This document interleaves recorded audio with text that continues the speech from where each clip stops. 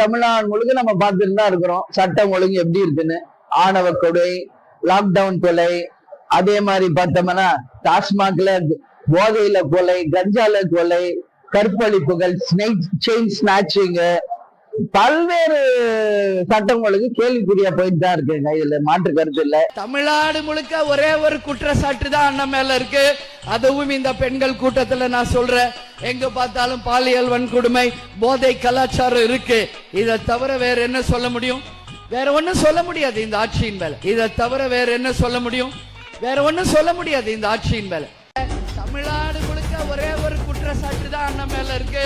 அதுவும் இந்த பெண்கள் கூட்டத்துல நான் சொல்றேன், எங்க பார்த்தாலும் பாலியல் வன்கொடுமை, போதை கலாச்சாரம் இருக்கு.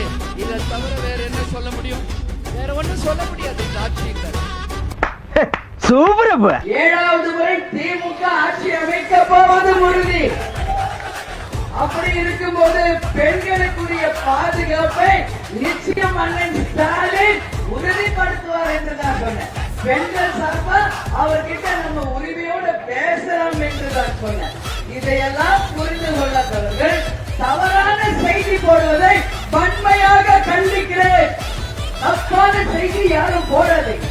ஏதாவது நான் இந்த ஆட்சியாளரை தப்பா சொன்னது போல தயவு செய்து திருத்து போடுவதை இதோடு நிறுத்திகள்.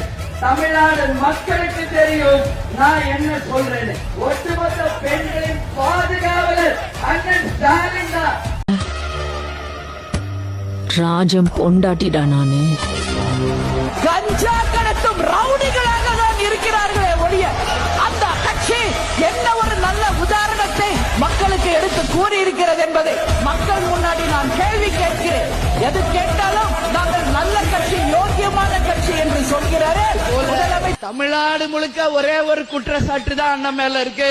அதுவும் இந்த பெண்கள் கூட்டத்துல நான் சொல்றேன், எங்க பார்த்தாலும் பாலியல் வன்கொடுமை, போதை கலாச்சாரம் இருக்கு. இதை தவிர வேற என்ன சொல்ல முடியும்? வேற ஒண்ணும் சொல்ல முடியாது இந்த ஆட்சியின் மேல.